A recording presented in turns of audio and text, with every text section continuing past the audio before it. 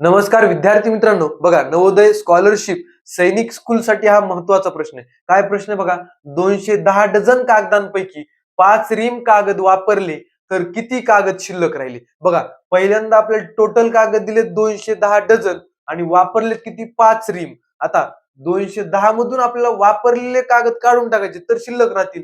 बघा, 5 रीम डझन मध्ये आहेत का? नाहीत. मग ह्या 5 रीमला आपण डझनामध्ये कन्वर्ट करू. एक रीम म्हणजे किती असतं मित्रांनो?